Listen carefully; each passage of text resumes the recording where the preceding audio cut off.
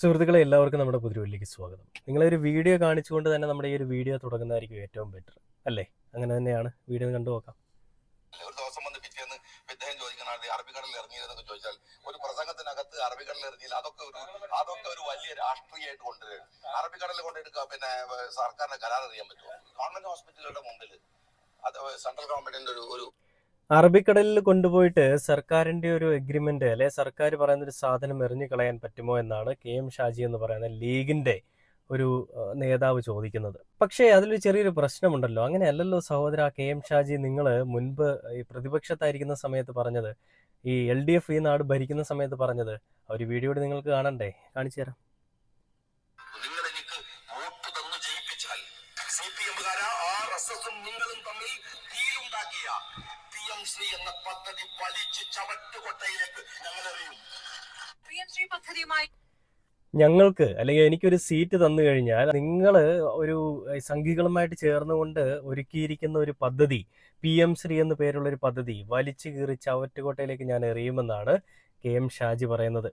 അതായത് അറബിക്കടലിലേക്ക് വലിച്ചെറിയുമെന്ന്, ചവറ്റുകൊട്ടയിൽ ഇട്ടിട്ട് അറബിക്കടലിലേക്ക് എടുത്തെറിയുമെന്നാണ് അദ്ദേഹം എടുത്തു പറഞ്ഞിരിക്കുന്നത്.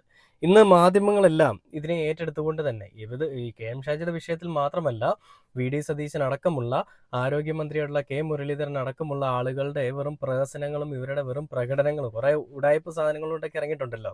അപ്പൊ അതിനെയൊക്കെയും ചോദ്യങ്ങൾ ചോദിക്കുന്ന സമയത്ത് അത് ഞങ്ങളന്ന് പ്രതിപക്ഷത്തിരുന്ന ആളുകളല്ലേ, അതുകൊണ്ടാണ് പറഞ്ഞത്, അത് ഇത് ഭരണപക്ഷത്ത് വരുമ്പോൾ അത് ബാധകമല്ല എന്നും ഇന്ന് KM ഷാജി പറയുന്നതും എല്ലാം ഒരേ കാര്യങ്ങൾ തന്നെയാണ്. അതായത് ഞങ്ങൾക്ക് അപ്പപ്പോൾ തോന്നുന്നവനെ ഞങ്ങൾ അപ്പാന്ന് വിളിക്കും, അതിൽ നിങ്ങൾ ആരും കിടന്ന് പറയിടാവേണ്ട കാര്യമില്ല, അതൊക്കെ ഞങ്ങളുടെ ഇഷ്ടമാണ്, ഞങ്ങൾക്ക് ശരിയെന്ന് തോന്നുന്നതാണ് ഞങ്ങൾ ചെയ്യുന്നത്, വോട്ട് ചെയ്ത നിങ്ങൾക്ക് ആർക്കും വലിയ വിലയൊന്നും ഇല്ലെന്നേ എന്നുള്ളൊരു കാര്യം പറയാതെ പറഞ്ഞുകൊണ്ടിരിക്കുകയാണ് പൂക്കി സർക്കാർ. നീണ്ട ഒരു ചിരി ചിരിച്ചു കഴിഞ്ഞാൽ ആ ചിരി മതി എല്ലാമായി എന്ന് വിചാരിച്ചുകൊണ്ടിരിക്കുന്ന കേരളത്തിലെ മണ്ടന്മാരായിട്ടുള്ള ജനങ്ങളുടെ മുന്നിലേക്ക് ഞാൻ ഈ ഒരു വീഡിയോ ഇടുമ്പോൾ ഇതിനെയും വിമർശിക്കാനായിട്ട് കുറച്ച് മക്കൾ വരുന്നുണ്ട്. ഞാൻ ആരെയും ഒന്നും തെറ്റൊന്നും പറയുന്നില്ല. നിങ്ങൾ കിട്ടിയത് ശീലിച്ചതല്ലേ നിങ്ങൾ ചെയ്യുകയുള്ളൂ. എന്ത് ഈ പറയുന്ന നാണമില്ലാത്തവന്റെ ആസനത്തിൽ ആല് മുളച്ചാൽ അതിനെയും ഒരു തണലായിട്ട് കാണുന്ന ചിലരെന്നൊക്കെ പറയുന്നത് പോലെ നിങ്ങൾ ആ രീതിയിലെ കാര്യങ്ങൾ കാണുള്ളൂ. നമ്മൾ എത്രയൊക്കെ പറഞ്ഞെന്ന് പറഞ്ഞാലും നമ്മൾ നിങ്ങളുടെ കണ്ണുകളിൽ ഒരു കമ്മിയോ അല്ലെങ്കിൽ ഏതെങ്കിലും സംഖ്യയോ ഒക്കെ ആയിരിക്കാം. പക്ഷേ നമ്മൾ സത്യാവസ്ഥ എന്താണെന്ന് മനസ്സിലാക്കി കഴിഞ്ഞാൽ ഒരിക്കലും നമുക്ക് അങ്ങോട്ടും ഇങ്ങോട്ടും ഇങ്ങനെ പഴിചാരാൻ പറ്റില്ല. പൂക്കി സർക്കാർ കാണിക്കുന്ന വെറും പൂക്കിത്തരം അല്ലെങ്കിൽ വെറും പോക്കൃത്തരം, അതാണ് നമ്മൾ ഇന്നിവിടെ കണ്ടുകൊണ്ടിരിക്കുന്നത്. ഇതിനെല്ലാം കൂടെ പിടിച്ചുകൊണ്ട് തന്നെ സംഘികളെല്ലാവരും കൂടി ഒരുമിച്ച് നിൽക്കുന്നു. ശരിക്കും ഇവിടെ വിജയിച്ചത് കോൺഗ്രസ് ആണെങ്കിലും ഭരണം നടത്തുന്നത് സംഘപരിവാരങ്ങളാണ് അല്ലെങ്കിൽ RSS ആണ്. ഇവിടെ ആര് തമ്മിലായിരുന്നു ഡീലെന്നും ആരൊക്കെ തമ്മിലാണ് സഹോദരി സഹോദരൻ ബന്ധമുള്ളതെന്നും അല്ലെ ചേട്ടനനിയൻ ബന്ധമുള്ളതെന്നും ഒക്കെ ഈ PM ശ്രീ പദ്ധതി വന്നതിന് പിന്നാലെ തന്നെ നമുക്ക് മനസ്സിലായതാണ്. തലയിൽ കൂടി മുണ്ടിട്ട് ആരും അറിയാതെ, മന്ത്രിസഭയിലുള്ള ഒരാൾ പോലും അറിയാതെ, നമ്മുടെ മുഖ്യമന്ത്രിയായിരുന്ന പിണറായി വിജയൻ പോലും അറിയാതെ ശിവൻകുട്ടി പോയി സംഘികളുടെ ഒരു പേപ്പറിൽ ഒപ്പിട്ടു. ആ ഒപ്പിട്ടത് കൊണ്ടാണ് ഞങ്ങൾക്ക് ഇന്ന് ഈ പദ്ധതിയൊക്കെ നടപ്പിലാക്കേണ്ടി വരുന്നത്. അല്ലെങ്കിൽ ഈ PM ശ്രീ എന്ന് പറയുന്നൊരു പദ്ധതി ഞങ്ങൾ എന്നേ വലിച്ചേറി കളഞ്ഞേനെ എന്നായിരുന്നു സതീശനാദികൾ അല്ലെ സതീശൻ ജി ഇന്നലെ പറഞ്ഞത്. എന്നാൽ അതിന് പിന്നാലെ അവർ ആ പറഞ്ഞതിന് പിന്നാലെ തെളിവ് സഹിതം കൈരളി TV അടക്കമുള്ള, റിപ്പോർട്ട് ചാനൽ അടക്കമുള്ള, മനോരമ അടക്കമുള്ള, ഏഷ്യാനെറ്റ് അടക്കമുള്ള മുഖ്യധാരാ മാധ്യമങ്ങളും തെളിവ് സഹിതം പുറത്തേക്ക് വന്നു. എന്താണ്? ആ ഒരു കരാറിൽ ഒപ്പിട്ടു എന്നുള്ളതല്ലാതെ ആ ഒരു കരാർ വെച്ചിട്ട് ഞങ്ങൾക്ക് ഇവിടെ ഒന്നും ചെയ്യാൻ സാധിക്കില്ല, അല്ലെ നിങ്ങൾ ഇവിടെ ഒന്നും ചെയ്യാൻ ഞങ്ങൾ സമ്മതിക്കില്ല എന്ന് പറഞ്ഞുകൊണ്ട് ഒരു അപ്പീലുമായിട്ട് പോയിരുന്നു അവര്. അതിന് കൃത്യമായിട്ടുള്ള തെളിവുകളായിരുന്നു കത്തിലുണ്ടായിരുന്നത് അല്ലേ? അതായത് ഈ PM ശ്രീ എന്ന് പറയുന്നൊരു പദ്ധതി കേരളത്തിലെ സർക്കാർ, കേരളത്തിൽ ഉണ്ടായിരുന്ന ഗവൺമെന്റ്, അതായത് ഇടതുപക്ഷം കേരളത്തിലെ നല്ല വികസനങ്ങൾ മാത്രം മുന്നിൽ കണ്ടുകൊണ്ടാണ് ഭരിച്ചിരുന്നത്. അങ്ങനെ ഉള്ളത് കൊണ്ട് തന്നെയും PM ശ്രീ എന്ന് പറയുന്നൊരു പദ്ധതി വന്നു കഴിഞ്ഞാൽ കുട്ടികളുടെ പഠനവും കുട്ടികളുടെ അടിസ്ഥാന സൗകര്യങ്ങളൊക്കെ മെച്ചപ്പെടുത്താമെന്ന് വിചാരിച്ചുകൊണ്ടാണ് ആ ഒരു പദ്ധതിയിൽ ഒപ്പിട്ടത്. എന്നാൽ ആ പദ്ധതിയിൽ കൂടി സംഘികൾ അല്ലെങ്കിൽ RSS എന്താണ് മുന്നിലേക്ക് വെക്കുന്നത്, അല്ലെ അവരെന്താണ് ലക്ഷ്യം വെക്കുന്നത്? നമ്മുടെ കേരളത്തിനെ അല്ലെ നമ്മുടെ സർവകലാശാലകളെ അല്ലെ നമ്മുടെ സ്കൂളുകളെ, കുട്ടികളുടെ വിദ്യാഭ്യാസ മേഖലയെ സംഘീവൽക്കരിക്കാനും കാവ്യക്കളസവൽക്കരണത്തിന് വിധേയമാക്കാനുമാണ് അവർ ശ്രമിച്ചുകൊണ്ടിരുന്നത്. ഇത് മനസ്സിലാക്കിയ ഇടതുപക്ഷ സർക്കാർ ഇനി അത് പഠിപ്പിക്കാൻ പറ്റില്ല, അല്ലെങ്കിൽ PM ശ്രീ എന്ന് പറയുന്നൊരു പദ്ധതി ഒപ്പിട്ടുവെങ്കിലും ഞങ്ങളത് നടപ്പിലാക്കാനായിട്ട് സമ്മതിക്കില്ല എന്ന് പറയുകയും പിന്നീട് RSSന്റെ പല മേഖലകളിൽ നിന്നും അല്ലെ പല സ്ഥലങ്ങളിൽ നിന്നും വലിയ പ്രതിഷേധങ്ങളും വലിയ പ്രശ്നങ്ങളും വിമർശനങ്ങളും ഒക്കെ വന്നത് നമ്മൾ കണ്ടതാണ്. അതെല്ലാം ഒരു ചെവിയിൽ കൂടി കേട്ട് മറ്റൊരു ചെവിയിൽ കൂടി കളയുക മാത്രമാണ് അന്നത്തെ ഭരണപക്ഷത്തുണ്ടായിരുന്ന ഇടതുപക്ഷം ചെയ്തത്. എന്നാൽ ഇന്ന് വന്നിരിക്കുന്ന UDF പറയുന്നത് പിണറായി വിജയനൊക്കെ ഒപ്പിട്ടതുകൊണ്ട് ഞങ്ങൾ ഇത് നടപ്പിലാക്കേണ്ടി വരും, നടപ്പിലാക്കാൻ ഞങ്ങൾ നിർബന്ധിതരാണെന്നാണ്. അല്ലയോ സതീശൻ ജി, അങ്ങനെ നടപ്പിലാക്കാൻ നിങ്ങൾ നിർബന്ധിതരാണെങ്കിൽ നിങ്ങൾ ആദ്യം ലൈഫ് മിഷനും അനുബന്ധ പദ്ധതികളൊക്കെ ഒരുപാടുണ്ടല്ലോ കേരളയിൽ, അങ്ങനെയുള്ള പദ്ധതികൾ നിങ്ങൾ നടപ്പിലാക്കുന്നേ. എന്നിട്ട് ഈ താളം വിടുന്നതിൽ കുറച്ചെങ്കിലും ഒരു വാല്യൂ ഉണ്ടാവും. അല്ലാതെ വെറുതെ ഇങ്ങനെ നടന്ന് മെഴുകാൻ നിൽക്കല്ലേ സതീശനാദികളെ. എന്തായാലും ഞാൻ നിങ്ങളൊരു വീഡിയോ കാണിച്ചു തരാം. അഭിലാഷ് മോഹൻ എന്ന് പറയുന്ന ഒരു ആങ്കർ, അല്ലെങ്കിൽ അഭിലാഷ് മോഹൻ എന്ന് പറയുന്ന ഒരു ജേർണലിസ്റ്റ്, അദ്ദേഹം സതീശനാദികൾക്ക് കൊടുക്കുന്ന ഒരു അടിപൊളി മറുപടി. ആ ഒരു മറുപടി നിങ്ങൾ എന്തായാലും ഒന്ന് കേട്ട് നോക്കണം, അല്ലെങ്കിൽ ഒന്ന് കണ്ടു നോക്കണം. ആ വീഡിയോ നിങ്ങളെ കാണിച്ചു തരാം. PM ശ്രീ പദ്ധതി നടപ്പാക്കണമെങ്കിൽ എന്ത് വേണം? PM ശ്രീ പദ്ധതി നടപ്പാക്കേണ്ട സ്കൂളുകളുടെ ലിസ്റ്റ് ഞങ്ങൾ PM ശ്രീ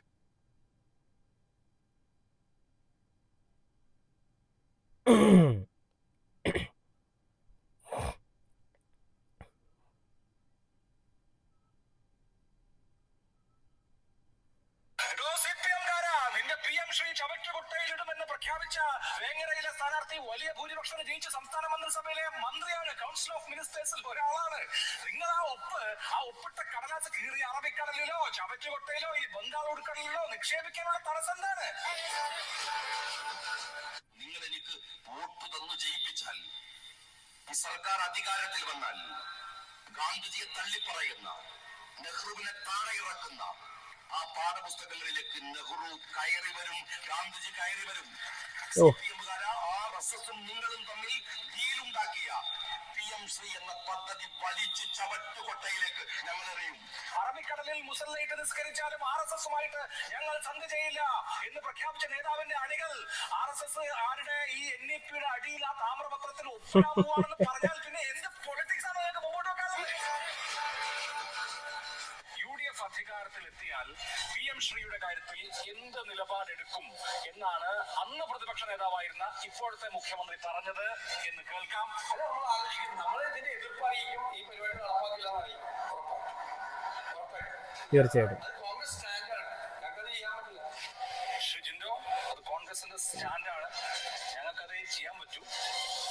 ഞാൻ കൂടുതൽ ചോദിക്കുന്നുണ്ടല്ലോ, വലിച്ചു കീറി. വിഷമിപ്പിക്കണം എന്ന് എനിക്ക് ആഗ്രഹമില്ല. കേന്ദ്രം നൽകുന്ന ഔദാര്യം അല്ലല്ലോ ഈ പണം. നമ്മൾ ഈ പണം നമുക്ക് വേണ്ടേ? ഫണ്ട് വേണം എന്നുള്ളത് കൊണ്ടാണ് ഈ പദ്ധതിയിൽ ഒപ്പിട്ടത് എന്നിപ്പോ പറയുന്ന മുഖ്യമന്ത്രി അന്ന് അതേ വാദം പറഞ്ഞ വി ശിവൻകുട്ടിക്ക് കൊടുത്ത മറുപടി കൂടി നമുക്കൊന്ന് കേൾക്കാം. മുഖ്യമന്ത്രി ധനകാര്യമന്ത്രി പറയുന്നത് കേരളത്തിൽ ഒരു സാമ്പത്തിക പ്രതിസന്ധിയിലാണ്. വിദ്യാഭ്യാസ മന്ത്രിക്ക് മാത്രമേ സാമ്പത്തിക പ്രതിസന്ധിയിലാണ്. കിഫ്ബി മുഖേന മുഴുവൻ വിദ്യാഭ്യാസ സ്ഥാപനങ്ങളും അന്തർദേശീയ നിലവാരത്തിൽ എത്തിയതാണ്. അന്തർദേശീയ നിലവാരത്തിൽ എത്തിയെങ്കിൽ പിന്നെ എന്തിനാണ് ഇങ്ങനെ ഈ സറണ്ടർ ചെയ്തിട്ടുള്ള ഈ പണം എന്തിനു വേണ്ടിയിട്ടാണ്? ശരി, അപ്പോ വളരെ വ്യക്തമാണല്ലോ. ഇപ്പൊ പറയുന്നു ഫണ്ട് വേണം, പണം വേണ്ടേ എന്ന് അദ്ദേഹം ചോദിക്കുന്നു. അത് 6 മാസം മുമ്പ് ചോദിച്ചെന്താ? സറണ്ടർ ചെയ്തിട്ട് എന്തിനാണ് നിങ്ങൾ പണം വാങ്ങുന്നത്? എല്ലാം അന്താരാഷ്ട്ര നിലവാരത്തിലല്ലേ, പിന്നെ സറണ്ടർ ചെയ്തിട്ട് എന്തിന് പണം വാങ്ങണം എന്നാണ്. അപ്പൊ അന്ന് ചോദിച്ചു എന്തിന് പണം വേണമെന്ന്, ഇന്ന് പറയുന്നു പണം അനിവാര്യമാണ് എന്നുള്ളത്. കേൾക്കുന്ന ആളുകൾക്ക് മനസ്സിലാവും, ഒരുപാട് വ്യാഖ്യാനത്തിന് അടിസ്ഥാനങ്ങൾ. Mother of all U turns എന്ന് നമുക്ക് ഇതിനെ പറയാം. Mother of all U turns. അന്ന് പറഞ്ഞത് നേരെ നിങ്ങൾ തിരിച്ചു വെക്കാണ്. കമ്മിറ്റഡ് ആയി പോയില്ലെന്ന് PK കുഞ്ഞാലിക്കുട്ടി പറയുന്നത് കേരളം കേൾക്കാണ്. അന്ന് അവർ പറഞ്ഞത് തിരുത്തി പറയുന്നെങ്കിൽ നിങ്ങൾ അതിനേക്കാൾ വലിയ യു ടേൺ നടത്തുകയാണ്. ശശി ഭൂമിരാൻ, സീതാറാം യെച്ചൂരി ഉണ്ടായിരുന്നെങ്കിൽ ഈ നിലപാട് എടുക്കുമായിരുന്നോ എന്ന് ചോദിച്ചു. അപ്പോ അതേ ചോദ്യം അവരോടും പ്രസക്തമായി ചോദിക്കേണ്ടതുണ്ട്. രാഹുൽ ഗാന്ധി ഇല്ലേ? രാഹുൽ ഗാന്ധി നിലപാട് എടുക്കുന്ന ആളാണോ? കോൺഗ്രസിന്റെ ദേശീയ നേതൃത്വം ഈ നിലപാടിന് കൂട്ടുനിൽക്കുന്ന ദേശീയ നേതൃത്വമാണോ എന്ന ചോദ്യം സങ്കടമാണ്. രാഷ്ട്രീയ നിലപാട് മാറിയത് ആരെങ്കിലും ബ്ലാക്ക് മെയിൽ ചെയ്തിട്ടാണോ എന്നാണ് അന്നത്തെ പ്രതിപക്ഷ നേതാവ് ചോദിച്ചത്. സീതാറാം യെച്ചൂരിയാണ് ആ പൊസിഷൻ ഉണ്ടായിരുന്നെങ്കിൽ ഇത് ഒപ്പുവയ്ക്കില്ല എന്നാണ് ഞാൻ വിചാരിക്കുന്നത്. അതേ സമ്മതിക്കില്ല. ഈ 1000 കോടിയുടെ കാര്യം നേരത്തെ ശിവൻകുട്ടി പറഞ്ഞപ്പോ എന്താ അന്നത്തെ പ്രതിപക്ഷം പറഞ്ഞത്? അങ്ങനെ സറണ്ടർ ചെയ്തിട്ടുള്ള പണം നമുക്ക് വേണ്ടതാണ്. വി ഡി സതീശന്റെ പൈസ നേരത്തെ എത്തിച്ചിട്ടില്ലേ? സറണ്ടർ ചെയ്തിട്ടുള്ള പണം വേണ്ട എന്ന് അന്ന് പറഞ്ഞ ആളുകൾ ഇന്ന് മാറ്റുമ്പോൾ അത് യൂട്ടേൺ അല്ലേ? ഇതിനെയാണ് ശരിക്കും യു ടേൺ എന്നൊക്കെ ഇംഗ്ലീഷിൽ പറയുകയാണെന്നുണ്ടെങ്കിലും മലയാളത്തിൽ പറഞ്ഞാൽ പലതന്തയ്ക്ക് പറഞ്ഞ പരിപാടി എന്ന് പറയുന്നത്. ഞാൻ സതീശൻ എന്ന് പറയുന്ന നമ്മുടെ മുഖ്യമന്ത്രിയുടെ അച്ഛനെ വിളിക്കുകയോ അല്ലെങ്കിൽ അവരുടെ കൂട്ടത്തിലുള്ള ആളുകളുടെ ഒന്നും വിളിക്കുന്നതല്ല, ഈ പ്രവൃത്തിയാണ് ഞാൻ പറയുന്നത്.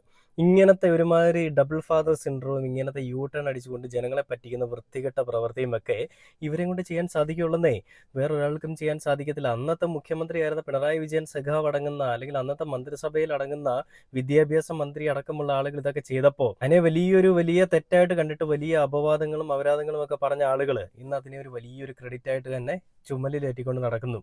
അതിന് KM ഷാജി എന്ന് പറയുന്ന ലീഗിന്റെ ഒരു അടിമയുടെ കൂട്ടും.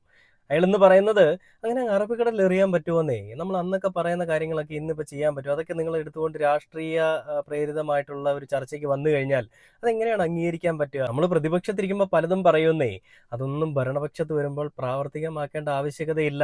ഈ നാട്ടിലെ മണ്ടന്മാർക്ക് ചിരിയും കളിയും ഒക്കെ മതി. ഇവന്മാരൊന്നും പറയാൻ പോണില്ല. ഇവന്മാർക്കല്ലേ ഇതൊക്കെ കണ്ടു കഴിയുമ്പോൾ ഇവന്മാർ സാറ്റിസ്ഫൈഡ് ആയിക്കോളും. അല്ലെങ്കിൽ അതിലൊക്കെ ഇവന്മാർ സന്തുഷ്ടരാണ്. അവന്മാരെ സന്തോഷിപ്പിക്കാനും അവന്മാരെ ഈ വലയിലാക്കാനും അല്ലെ കയ്യിലെടുക്കാനും ഒക്കെ ഉള്ള ഒരു ഐഡിയ അല്ല, അതിൻ്റെ ട്രിക്കൊക്കെ ഞങ്ങൾക്കറിയാം, അത് ഞങ്ങൾ ചെയ്തോളാം എന്നുള്ളൊരു താക്കീതാണ് KM ഷാജി അടക്കമുള്ള ആളുകൾ ഇന്ന് കേരളത്തിലേക്ക് സംഭാവന ചെയ്തുകൊണ്ടിരിക്കുന്നത്. അപ്പോൾ PM ശ്രീയിൽ കൂടി സംഘികൾക്ക് മെഴുകാൻ വേണ്ടിയിട്ടൊരു പ്ലാറ്റ്ഫോം, ഞാൻ നേരത്തെ പറഞ്ഞു കോൺഗ്രസ് ആണ് കേരളത്തിൽ ജയിച്ചതെങ്കിലും ഭരണം നടത്താൻ പോകുന്നത് BJP ആണെന്നുള്ളത്. അതിന് വേണ്ടിയിട്ടുള്ള എല്ലാം ഒപ്പിട്ട് അല്ലെങ്കിൽ അതിന് വേണ്ടിയിട്ട് എല്ലാം എഴുതി മോദിജി അടക്കമുള്ള ആളുകളുടെ സംഘികളുടെ മൂത്ത സംഘികളുടെ കാലിൻ്റെ അടിയിൽ കൊണ്ട് വെച്ച് കൊടുത്തിട്ടുണ്ട്. എന്നിട്ട് അവിടെ നിന്നുകൊണ്ട് അവരുടെ ഷൂ നക്കുന്ന UDF ഗവൺമെന്റിനെയാണ് നമ്മളിവിടെ കാണുന്നത്. ഇത്രയും മതപ്പതിച്ച ഒരു ഭരണപക്ഷം അല്ലെ ഇത്രയും മതപ്പതിച്ച ഒരു ഗവൺമെന്റ് നമ്മുടെ ഈ കേരളത്തിന്റെ ചരിത്രത്തിൽ വേറെ ഉണ്ടോ എന്ന് ചോദിച്ചു കഴിഞ്ഞാൽ അത് UDF മാത്രമാണ് നമുക്ക് ഉറപ്പിച്ച് പറയാൻ സാധിക്കും. ഇതെന്റെ മാത്രം അഭിപ്രായമല്ല, ഈ വീഡിയോ കാണുന്ന നല്ലൊരു ശതമാനം ജനങ്ങളുടെ അഭിപ്രായം ഇത് തന്നെയായിരിക്കും. അപ്പൊ പിണറായി വിജയനെ കുറ്റം പറഞ്ഞുകൊണ്ട് പിണറായി വിജയൻ തോറ്റുപോയപ്പോൾ അല്ലെ കമ്മ്യൂണിസ്റ്റ് എന്ന് പറയുന്ന പാർട്ടി കേരളത്തിൽ നിന്ന് തോറ്റുപോയെന്ന് അറിഞ്ഞപ്പോൾ വലിയ രീതിയിൽ പടക്കം പൊട്ടിച്ചും വലിയ രീതിയിൽ കൈകൊട്ടിയും അല്ലെങ്കിൽ വലിയ രീതിയിൽ ആഹ്ലാദ പ്രകടനമൊക്കെ നടത്തിയ ആളുകൾ ഇന്ന് ഖേദിക്കുന്നുണ്ട് അല്ലെങ്കിൽ പശ്ചാത്തപിക്കുന്നുണ്ടെന്നുള്ളൊരു കാര്യത്തിൽ ഒരു സംശയവുമില്ലെന്നേ. നാണം കെട്ട വൃത്തികെട്ട ഒരു ഭരണപക്ഷം അല്ലെങ്കിൽ നമ്മുടെ കേരളത്തിന്റെ മുഖ്യനടക്കമുള്ള ആളുകൾ, ഇത്രയും നാണം കെട്ട ഒരു ഭരണം ഈ കാലത്തൊന്നും നമ്മൾ കണ്ടിട്ടില്ല, ഇനി അങ്ങോട്ട് കാണാനും പോണില്ല. എന്തായാലും സഹിക്കാനല്ലാതെ അല്ല സഹിക്കുക എന്നല്ലാതെ പറയാതെ വേറെ നിവർത്തിയില്ല. കഷ്ടമാണ് കേട്ടോ.